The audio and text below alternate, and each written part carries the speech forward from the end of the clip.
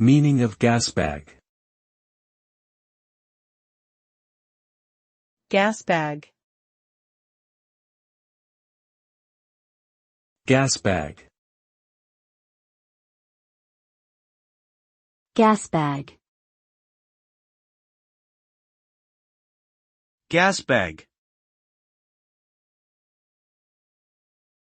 The term gasbag refers to a person who talks too much or excessively, typically about trivial or unimportant things.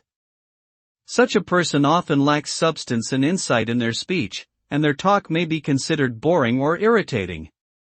People who are described as gasbags may also be characterized as self-absorbed and unconcerned with the thoughts or feelings of others.